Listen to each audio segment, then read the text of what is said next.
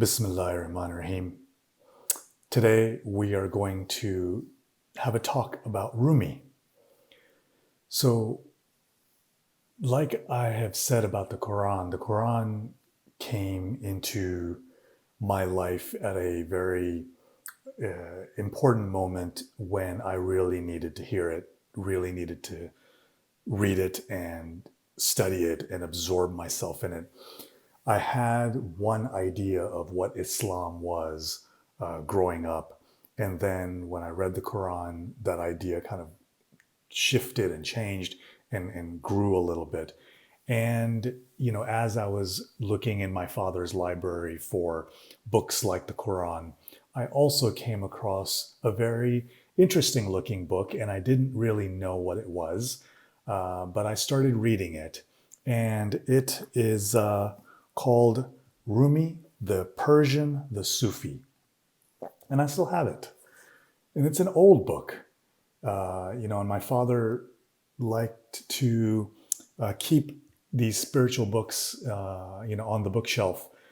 And he, has a hungry son. So I went to go find some food.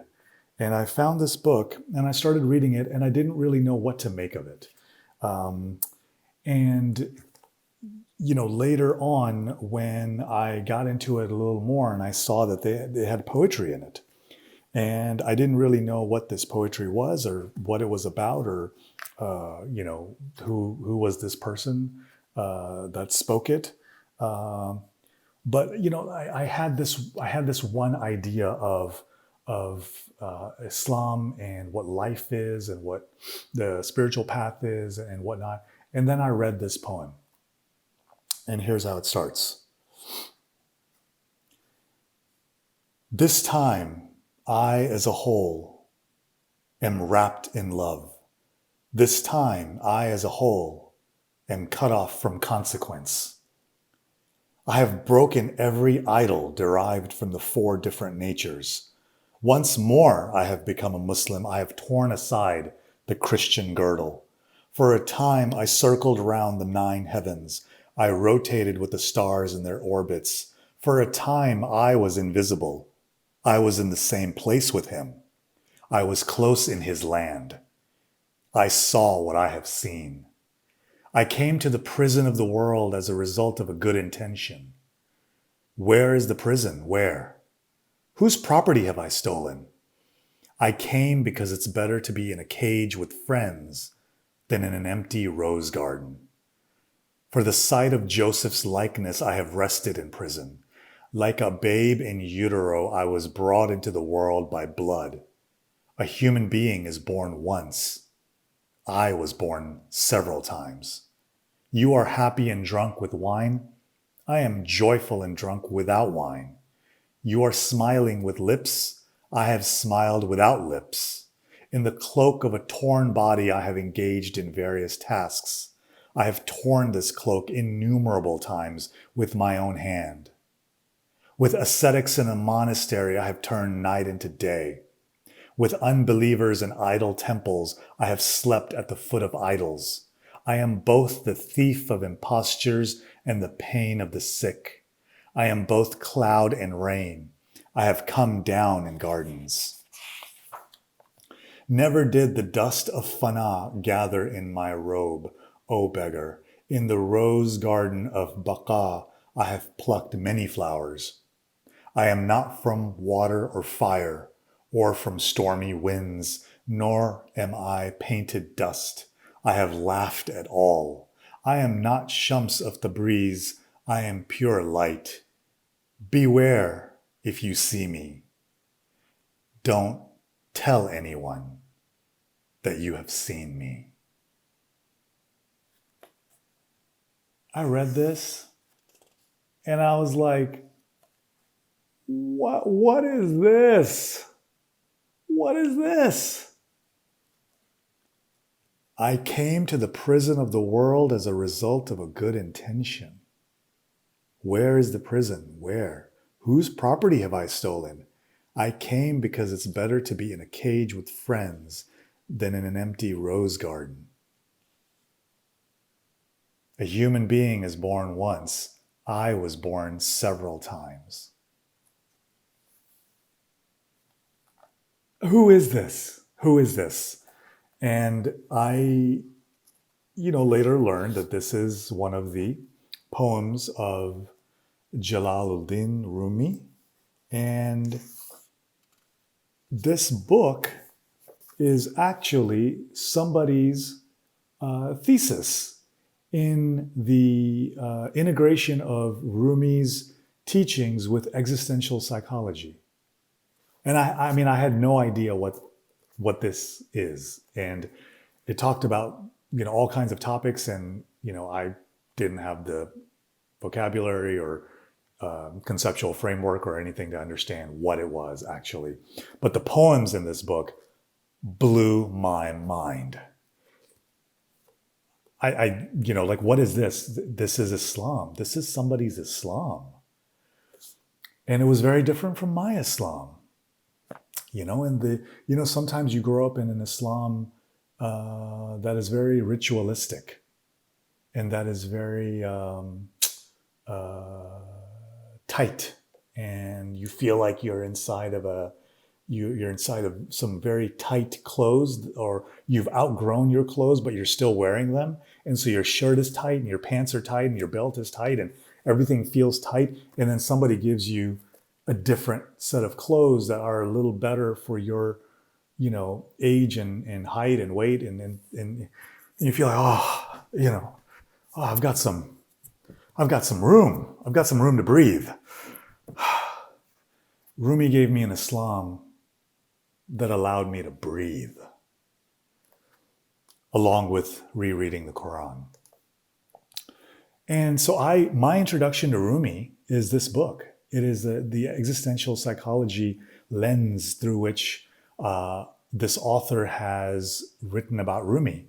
And that was my introduction. And, later on, you go to a bookstore and you try to find out, what are some other books that Rumi has written. And you will likely come across the books of Coleman Barks, where he's written some really thin ones, and then he's written some thicker ones, and then he's written some like calendars, and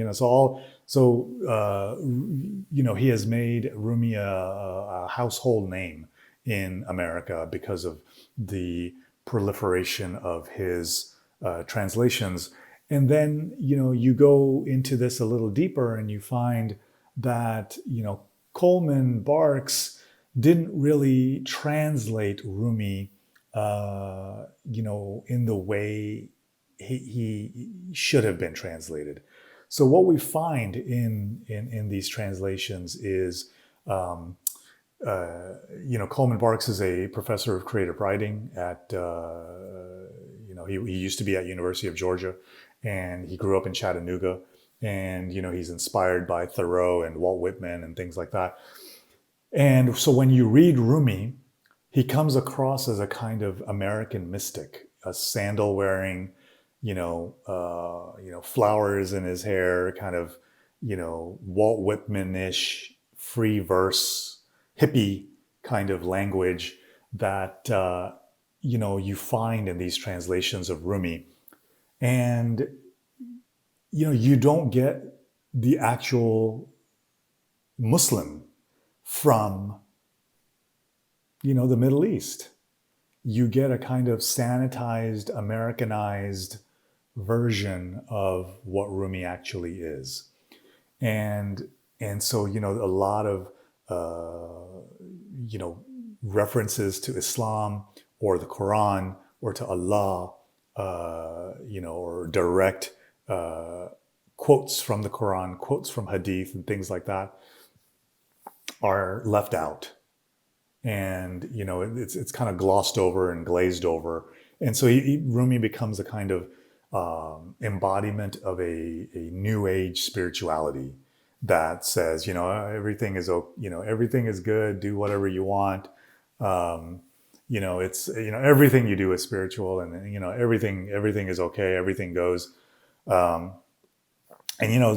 Coleman has this very popular line from one of his translations that says, out beyond ideas of, right doing and wrong doing, there is a field, I'll meet you there. People love that quote. Celebrities use that quote. People have tattoos of that quote. It's all over, social media and people's bumper stickers and posters and all of this. But if you look at the original Persian, the words for right doing and wrong doing are Islam and kufr. Islam is in our deen, and kufr, infidelity, ingratitude, and things like that. So they're not exactly good translations of Islam and kufr. Rumi is kind of doing the kind of presenting the opposing concepts from the Quran, and so we have this kind of mistranslation and this kind of a different image of Rumi gets constructed. Coleman has admitted that he wasn't really interested in presenting the actual real Muslim Rumi, that he was more interested in kind of getting what he needed out of these verses. And then then Rumi gets introduced to the English speaking world as a kind of free-for-all mystic. You can project anything into him and he'll let you do it. He lived 800 years ago. He's not here to argue about it or anything. But a lot of other scholars and people who for whom Farsi is their native tongue have started to really translate some of these works so that we've got some good translations. And more are always coming out to kind of offset this kind of distortion of Rumi and his image. Ultimately, Rumi is a Muslim. His real name is Jalaluddin Muhammad bin Muhammad al-Balkhi. And he came from the Balkh region of Afghanistan. If you know about that time period, he lived in the 1200s, and he, the Mongol armies were coming down into that area and starting to invade the lands that we call Khorasan, that stretched all the way from Afghanistan and modern day Pakistan and in India, all the way to the Mediterranean. They start coming down into this region, and his family fled out of the Balkh region and toward modern day Turkey, and they settled in a town called Konya. And because that area that is modern day Turkey was ruled by the Roman Empire formerly, it was always known as Rum, from Rome. And so anyone from there was called, of Rum, Rumi.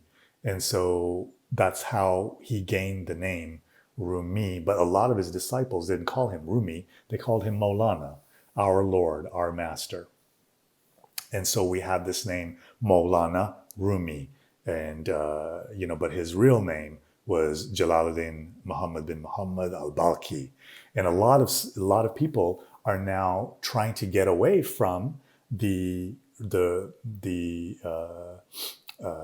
sanitization of Rumi, and they're starting to call him Balkhi, which is a very interesting development, an important development. But this idea that his message and his poetry was so powerful that it opens up people's minds and people's hearts, and it gives them a different vision of how to do Islam. And it can feed us and nourish us. There's a lot of stories and teachings with Rumi, and we are inheritors of that tradition, and it can definitely help us with our spiritual life. Rumi himself was a very traditional teacher, and he was sitting by a fountain one day with all his books, very scholarly, that kind of, very orthodox scholarly. And, all his students were sitting around him. And a young man came by and sat down, and Rumi didn't know who he was. It wasn't one of his students, just some stranger. And the young man started poking Rumi's books a little bit, started opening up the cover a little bit, started looking through it. And Rumi's like, leave that alone. It's not for you. You're not going to understand anything. And the young man took one of his books and threw it in the fountain that was nearby. And the books all got wet. And Rumi was shocked and said, you can't really go out to a bookstore and just, buy some more copies. And he said to the man, what are you doing? And the young man put his hands into the water, pulled the books out, and they were still dry. And Rumi said, what is this?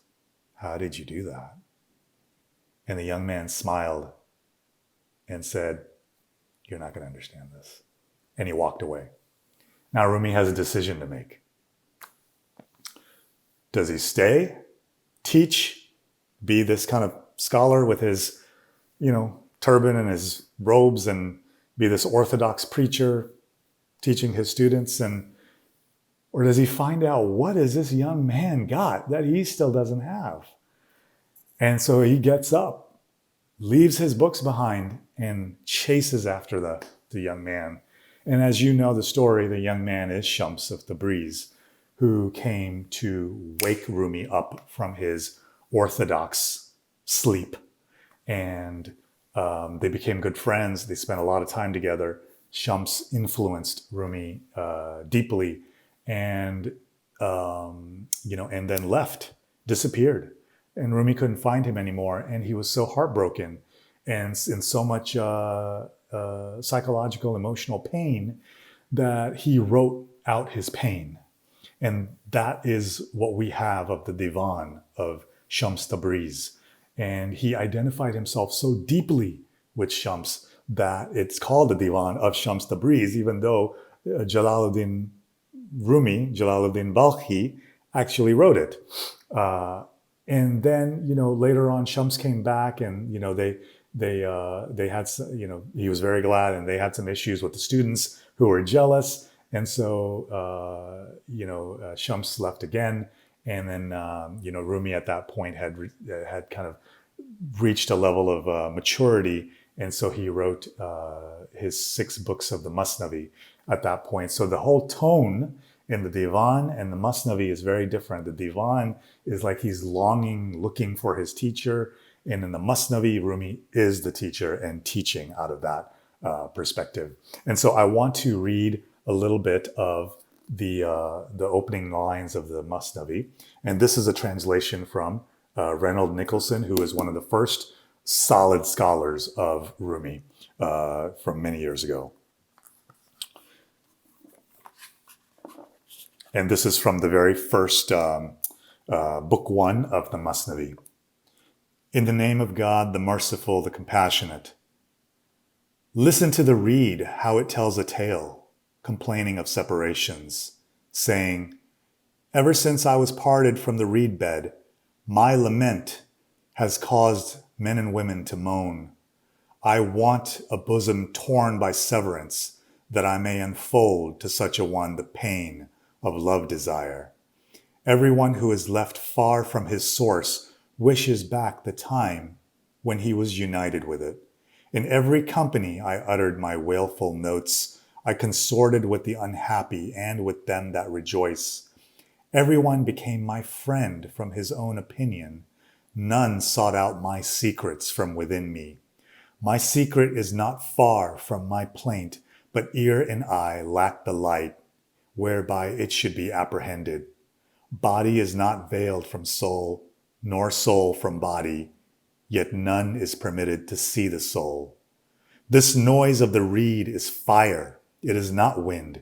Whoso has not this fire, may he be nothing. 'Tis the fire of love that is in the reed. 'Tis the fervor of love that is in the wine. The reed is the comrade of everyone who has been parted from a friend. Its strains pierced our hearts. Whoever saw a poison and antidote like the reed? Whoever saw a sympathizer and a longing lover like the reed? The reed tells of the way full of blood and recounts stories of the passion of Majnun. Only to the senseless is this sense confided. The tongue has no customer save the ear. In our woe, the days of life have become untimely. Our days travel hand in hand with burning griefs. If our days are gone, let them go, 'tis no matter. Do thou remain, for none is holy as thou art. Whoever is not a fish becomes sated with his water. Whoever is without daily bread finds the day long. None that is raw understands the state of the ripe.